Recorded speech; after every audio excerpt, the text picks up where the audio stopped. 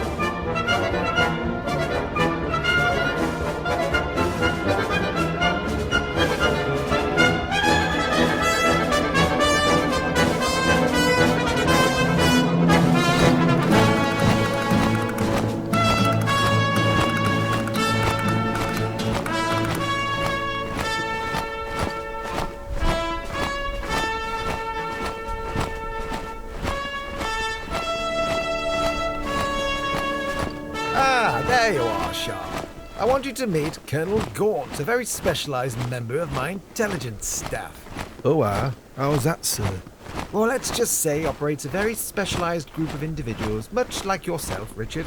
Colonel? Well met, Major Sharpe. Though you've not heard of me, I've certainly heard of you. Now, time is of the essence, so I'll get straight to the point. An associate of mine, a priest by the name of Tancred, and his escort are several hours overdue. They have a valuable item I need and were supposed to link up with another associate of mine. Neither have sent word or been seen. So I'm afraid I'm going to need you and your chosen men to locate them, or at least the package they were delivering. Any ideas whereabouts I should be looking at, sir? Yes, actually, I do. Take a look at this map, Sharpe. I need you to head over to these ruins of an old abbey up there in the mountains. That was the rendezvous point, so I'd start there. Find Tancred and the book and bring them back as quickly as possible. Time is of the essence on this task, I'm afraid. Oh, and you may need a few extra hands, so grab some of those Brunswickers. I hear they're decent shots too. Dismissed. Yes, sir. Major Richard Sharpe is a rugged, battle-hardened officer with a commanding presence. Risen from the ranks, he not only has to fight on the battlefield, but also for his place in society. Sergeant Patrick Harper and Sharpe fight side by side, watching each other's backs and frequently saving each other from death. Though Rifleman Harris is initially seen as a rake and a wastrel, he is in fact the intellectual of the group. He not only reads and writes, but also speaks French, very handy when behind enemy lines.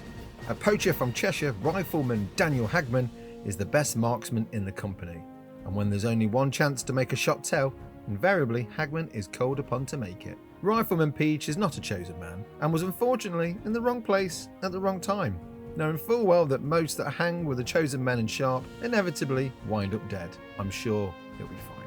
Corporal Siegfried Schweinsteiger is a veteran of the Peninsular War and has been in service to the Duke of Brunswick for many years. He also likes to keep his lucky firebrand at hand just in case things need to be burned. Private Gunther is an ex-prisoner of war pressed into service by Britain. Formerly a cavalryman of the Westphalian Light Horse, he now fights against his old allies, hoping to get home to tend his farm. Jaeger Hans Gruber is rumoured to be a great shot, better than that of Daniel Hagman. He has yet to prove this tale. Maybe on this mission he can silence the naysayers. He's also rumoured to be a huge liar. There are 4 key locations Sharpe and his chosen men will need to investigate. The camp which is closest to them, the ancient ruined monastery, and an old abandoned farmhouse. And at the opposite side of the battlefield, a foreboding cave entrance. These will all need to be investigated to try and find the clues and whereabouts of Tancred and his entourage. Turn 1 begins with Sharpe ordering Rifleman Peach and the Brunswickers to sprint ahead and secure the farm, as well as take up positions in the trees ahead. Privates Gunther and Gruber make their way across the field, whereas Rifleman Peach and Corporal Schweinsteiger head towards the trees. In the meantime, Sharpe and his chosen men investigate the camp. As Sergeant Harper heads into the camp, he is met with a grisly sight. The camp is full of dead British soldiers, some torn to pieces, others gnawed upon. The chosen men quickly fan out to search for survivors. They find none. Bloody hell, Pat. The French haven't done this. They've been gnawed upon. Some savage animal or something. Chosen men, keep your eyes peeled. We're not alone. With moans and groans, several French soldiers appear from the shadows, heading towards Sharpe and his chosen men, whilst another appears from the abandoned farm, heading towards the Brunswickers and Rifleman Peach.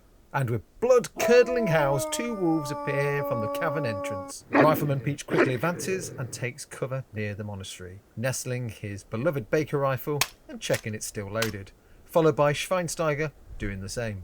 They open fire, with 0 effect. Blooming heck, Mr. Sharpe, sir. I don't think these dogs are friendly. Gunther and Gruber head towards the fence and take up firing positions. They open fire and cause light damage on the nearest Frenchman. Hans, these French are hard to kill, no? Yeah, Gunther, the French are normally far easier to kill than this. Maybe you can do better, no? 9! My God! With the first group activated, with very uninspiring accuracy, it's the turn of the monsters.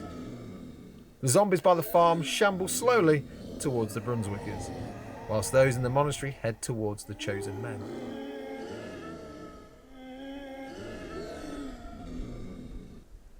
Harris opens fire on the closest zombie and causes very little damage. However, Sergeant Harper steps in with his volley gun and blasts into the trio of undead French, blowing 1 to pieces and badly damaging the second. Rifleman Hagman finishes what the volley gun couldn't and blows the head clean off that zombie. Sharpe also takes a well-aimed shot and almost finishes off the last zombie, but somehow it stays upright, moaning. Bloody hell, Pat. They just won't die. Turn 3 begins with Sharpe activating his group. Harper uses his full brawn and charges in, bludgeoning the remaining zombie until its head is no more. Harris moves up to support Peach and causes several hits on the Grey Wolf. Sharpe, being the heroic bastard he is, advances to confront the wolves with his blade drawn. Hagman moves into the monastery to support Sergeant Harper and reloads his rifle. Things are looking positive for Sharpe. No casualties, and they secured the camp and the ruins. However, the undead French continue their relentless advance. One shambles into Sharpe, but is immediately kicked in the nuts and decapitated. Then the wolves pounce, the grey one is immediately dispatched. The black manages to cause some light damage on Sharpe, but is badly mauled in the process. Feeling brave, Rifleman Peach jumps in to aid Major Sharpe. I'm coming, Mr. Sharpe, sir. He's got me. He's got me leg shot. Sir, he's got me leg. Harris moves up and charges in and smashes the undead Frenchman to the ground, ending his misery. Meanwhile, by the abandoned farm, the Brunswickers Gunther and Gruber tussle with a very relentless dead Frenchman. Between the 2 of them, they finally bring it down. Turn 4 sees the arrival of more undead Frenchmen, coming in from several directions. Sharpe kills the last wolf and reloads his rifle. Harper sprints deeper into the ruined monastery to take on a zombie that's just appeared. Unfortunately, reloading a volley gun takes some time. He'll have to resort to his sword bayonet. Hagman shoots at the same zombie and almost finishes it off. Harris moves back to support Hagman, shoots his rifle, severely damaging the nearest zombie to him. The monsters make their move. Harper and the zombie duke it out, but neither are harmed. Then the 2 by the camp, smelling fresh blood, move towards Hagman and Harris. Gunther and Gruber now have to deal with another wave of hard-to-kill French. Gunther quickly leaps over the fence for a better firing position, whilst Gruber does the same, pulling back to safety. Both fire at the undead, but cause no damage. With the zombies all occupied, Corporal Schweinsteiger heads over to investigate the abandoned farm. There he discovers both Brother Tancred and the contact sent to meet him. You must be Tancred then. Aye, this is Brother Tancred, and I'm Highlander Ronald MacDonald of the Black Watch. Well met, sir, and who might you be? Sharpe, 95th, I'm here to escort you back. Aye, that'll be grand. Come along, Tancred. No, we can't leave yet. We need to reclaim the book from the cave. Are you mad? We barely got out there alive. And now you want to go back in again?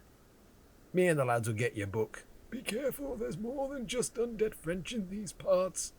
Harper, get over here. We're going to cave. With the contacts located, Sharpe needs to locate and recover a book from the cave.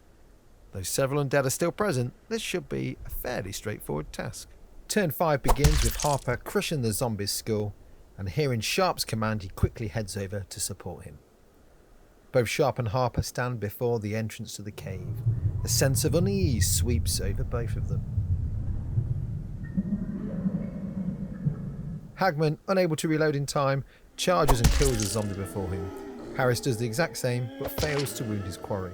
The remaining zombies shamble towards the Brunswickers. Gunther immediately dispatches the one attacking him. Another clambers over the fence towards Gruber, who, again, distances himself from the flesh-eating monstrosity. Unfortunately, he misses again with his shot. Ronald MacDonald and Brother Tancred move towards the cave and Sharpe's position. MacDonald struggles to keep pace with the sprightly priest. You deal with the beast. I'll get the book. Beast? What bloody beast? You never mentioned anything about any beast. Oh, my apologies, Sharpe. It must have slipped my mind. You look like you can take care of yourself. Ah, bloody hell. The Brunswickers all advance on the zombie in the field, causing some damage from muskets. Schweinsteiger finishes it off with a cold steel. Together, Hagman and Harris bring down the last zombie. Sharpe heads to the cave entrance, where he is met by a familiar figure. Major Sharpe, we meet again. Loop? It can't be. You're dead. You died. I bloody killed you. So it would seem, eh? Not so easy to kill a wolf, Major Sharpe. Remember my chief weapon, eh? I deal in horror. Horror. In a brief display of bone-crunching and flesh-tearing, Loop transforms from man into beast. Loop is a werewolf. Oh my, he's a werewolf, Sharpe. He can only be killed with silver or decapitation. Great, now you tell me. In the brief fight, Sharpe is smashed to the floor, badly wounded, but not dead. With shots ringing all around from the chosen men, Loop quickly disappears into the woods and the coming night. So, Major Sharpe, how are you holding up? And how's the wound? Shaky, sir. Very shaky. What the devil is going on? In short, we're not entirely sure, but evil is rising across the land. The tales you would tell your children to scare them appear to be not tales at all. For some years now, I've been running a covert and specialized division, whose job it is to seek out this evil and destroy it. I'd like you and your chosen men to join that division, Sharpe. What say you, sir? I got a reckoning with Loop, so I'll join you. Splendid, Richard. Splendid. Welcome to the Silver Bayonet. Here's 40 shillings on the drum for those who volunteer to come to list and fight the foe today over the hills and far away. O'er the hills and o'er the plain, through Flanders, Portugal and Spain, King George commands and we obey, over the hills and far away. When duty calls me, I must go to stand and face another foe.